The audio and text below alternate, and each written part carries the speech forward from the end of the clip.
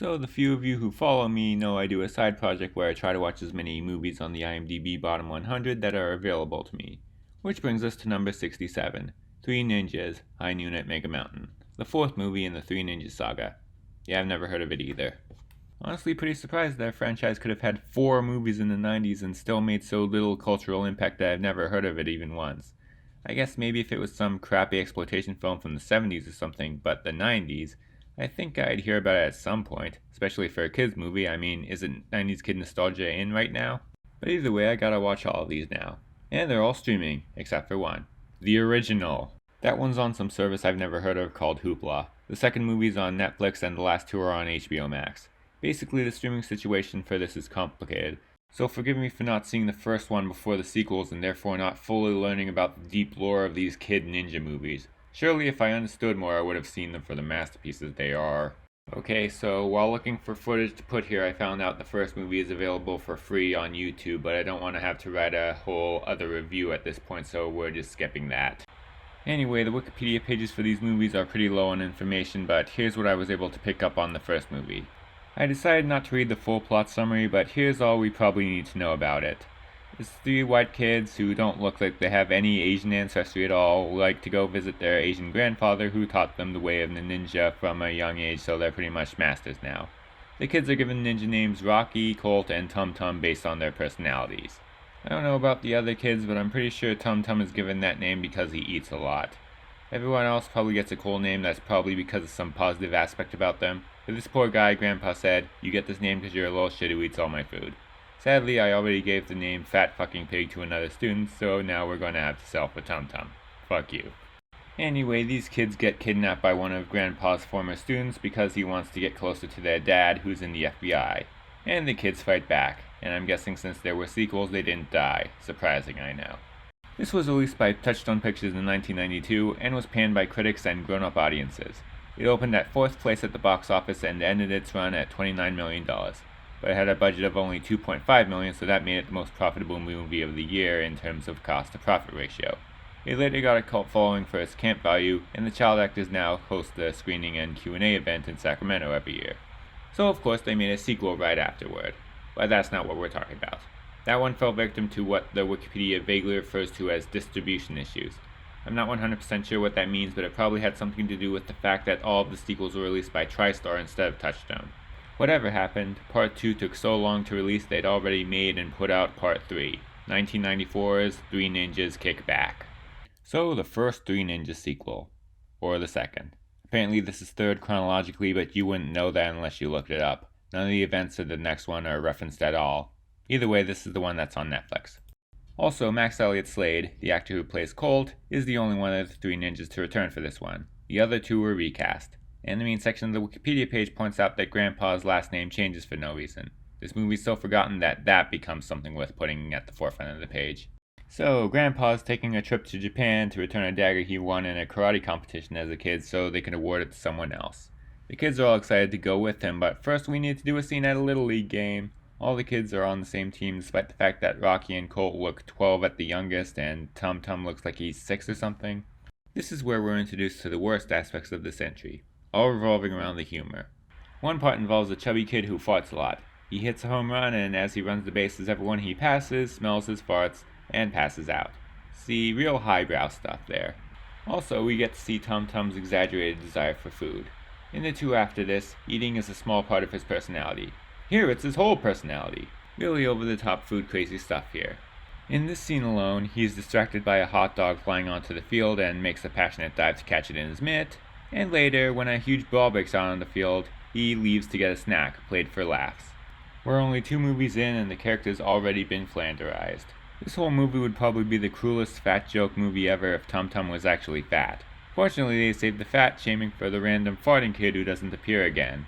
But anyway, another one of the 3 ninjas starts a brawl at the game because he sucks at baseball, and so they're not allowed to come to Japan with...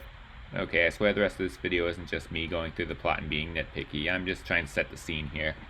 Anyway, in Japan, the dagger gets stolen by a wealthy businessman who wants it to unlock some mythological treasure. And there's also a scene where one of his minions steals another key to the treasure from a museum and gets away on a hand glider. Yes, a hand glider. Anyway, the kids use Grandpa's credit card to come to Japan without his knowledge, thus starting another adventure.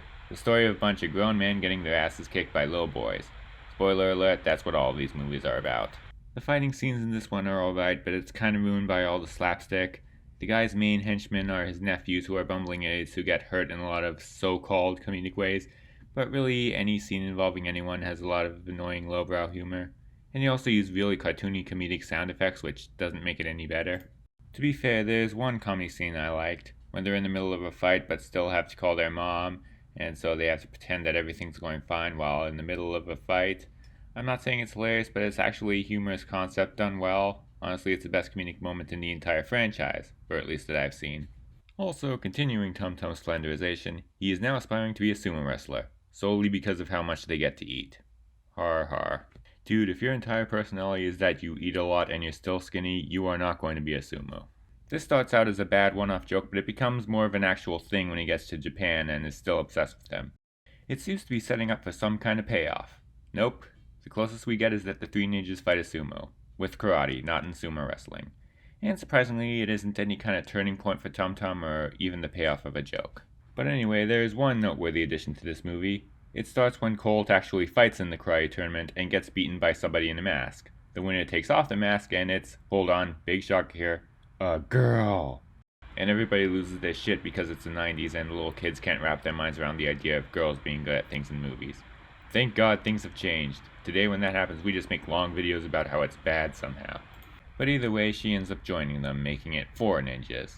So the title is a lie. Near the end, there's a scene in the place where the treasure is, where one of the kids disarmed the bad guy by throwing a ball bearing at his gun.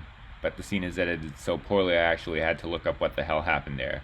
It takes a weird artsy style, minus the art, that makes it look completely incomprehensible. And clashes from the rest of the movie, which is basically normal kids stuff. Anyway, this causes the place to collapse for some reason.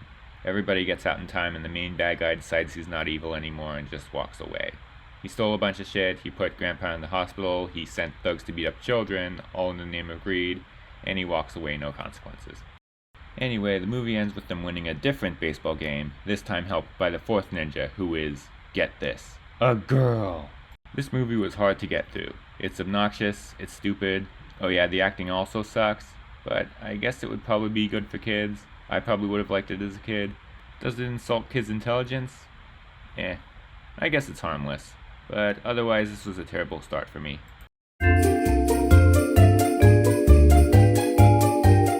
TriStar gave this one a much larger, although still low, budget of $20 million.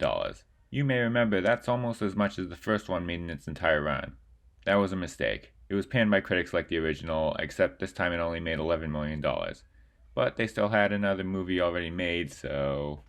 At the end of Kickback, Tum Tum addresses the camera saying something along the lines of, I hope there's more food in the next one. See you next time. Let's get into that next time. 3 Ninjas Knuckle Up from 1995. That's 3 Ninjas 3, or 3 Ninjas 2. The much anticipated prequel to 3 Ninjas 3, or 2. No, we didn't see you next time, Tum Tum, because this one had the original actors. But there is more food in this one. I mean that in the metaphorical sense. There's more metaphorical food in Knuckle Up. That means it's better. Much better, actually. But there's also less actual food, which is great for Tum Tum's character. Honestly, after watching Strike Back, I was nervous. I was ready to say this was the most painful franchise for me to get through on this channel, but then this came along and changed all that.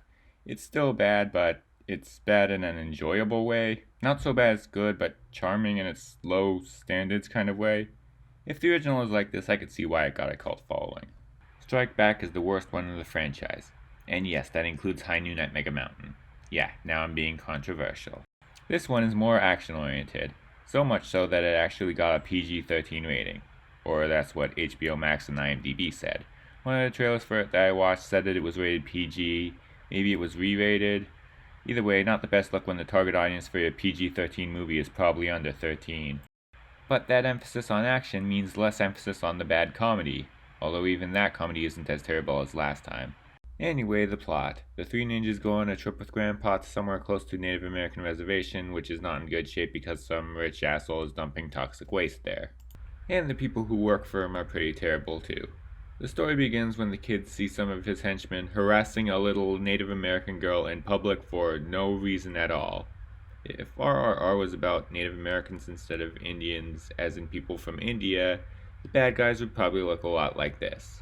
Anyway, the ninjas beat the shit out of these guys and befriend a little girl. They find out that her father was kidnapped because he was supposed to testify against the bad guys, and they decide to get him back and save the tribe. Not only do the bad guys get their asses kicked by children, but the Native Americans are now in debt to said children. These Native Americans were unable to fight back because they couldn't muster up the courage and skill of a few white kids.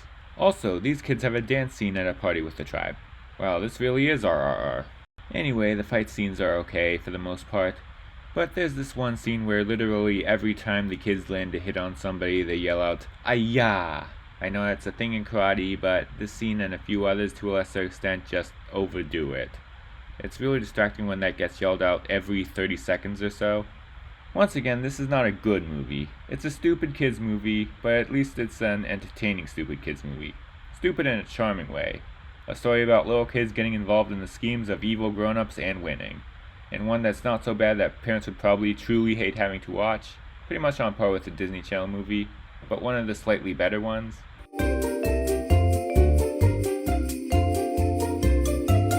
This franchise is weirdly low profile online from here. I can't find anything on this being released independently or straight to video, but there aren't even enough reviews for it to have a Rotten Tomatoes score.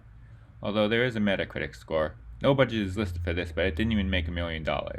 Even if its release was small enough to justify that number, Wikipedia still calls it a box office bomb. So that's 2 times TriStar has bombed with these movies. Let's do that again!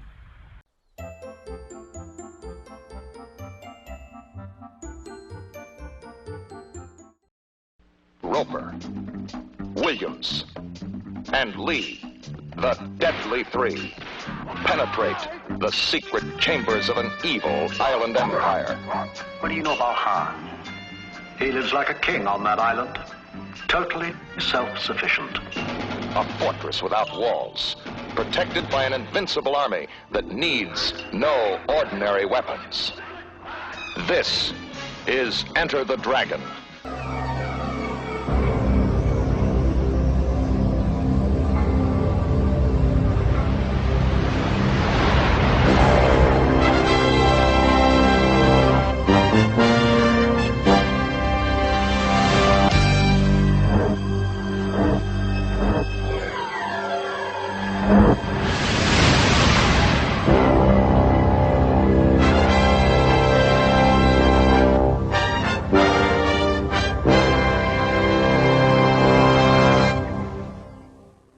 Why would they make another Three Ninjas movie after the last 2 were such disasters?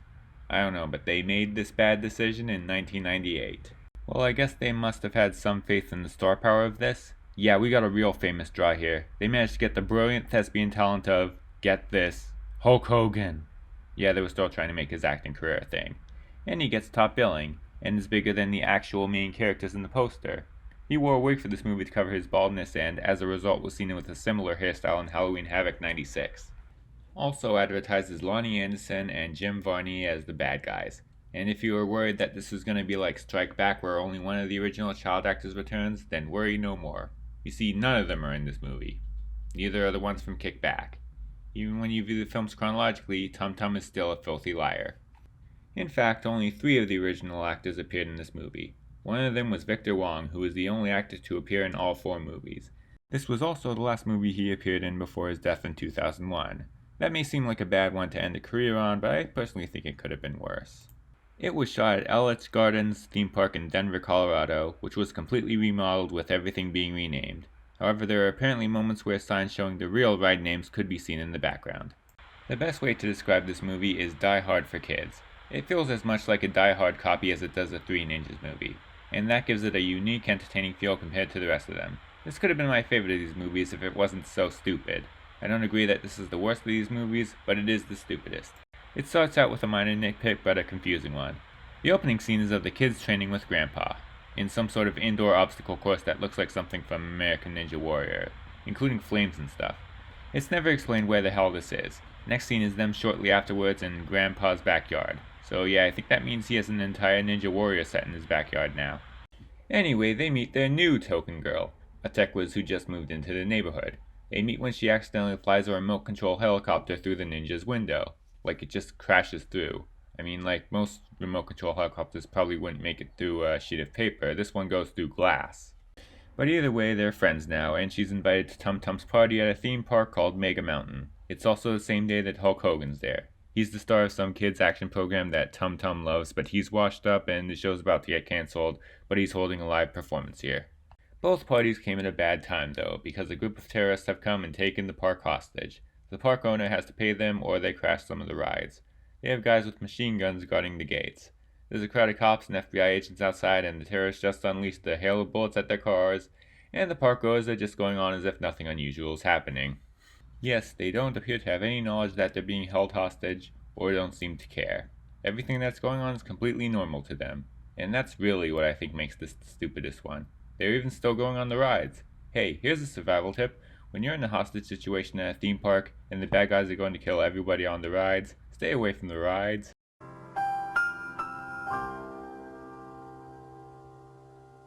Anyway, all the terrorists are adults, so you know what that means. They all gotta get their asses kicked by children. Except now Hulk Hogan joins in on the fighting. However, I guess you gotta give credit to villains who, at one point, literally tie a woman to the track of a roller coaster, just embracing the evil cliches there. And the girl does a bunch of tech and hacking stuff for them. She also has a bunch of gadgets like throwing stars that look like playing cards and a yo-yo that has extendable blades. So, actual deadly weapons. Wouldn't it be great if this suddenly went all Kill Bill on us and these kids just started cutting people up? But no, it's pretty much what you'd expect if you've seen the others, but of course with a lot of Die Hard feel to it. The scenes of the terrorists taunting the authorities are especially Die Hard-ish. But the amusement park aesthetic makes it feel fresh. Although I'll admit this probably has some of the worst acting in these movies, and there are points in this one too where they go a little overboard with the ayahs. Anyway, that particularly strong RC helicopter makes a comeback near the end. The girl flies it to where the money is about to be dropped off by the park owner in a real helicopter who is cartoonishly broken about losing his money. Some real Mr. Krabs stuff here. And the inexplicably sharp rotors of the RC helicopter cut open the bag as it falls to the ground, and money rains down upon the crowd of park goers. And they all collect that green. So the terrorists don't get the money, but the owner doesn't get it back either. And once again, he was pretty broken up about that. But he was willing to do it to save people, and it was all for naught. The moral of the story is stop caring whether or not people die.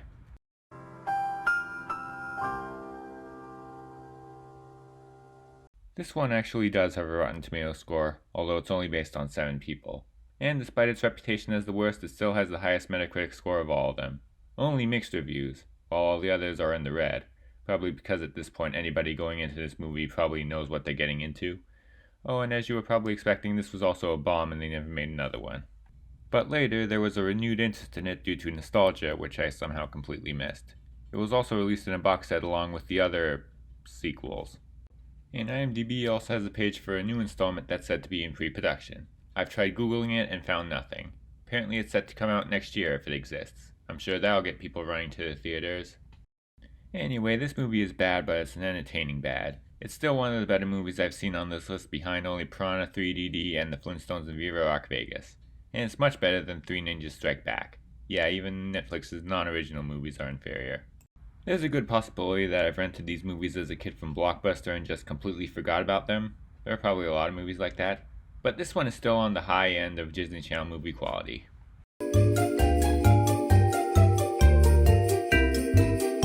Also, subscribe to my Patreon and you will be one with the ways of the ninja.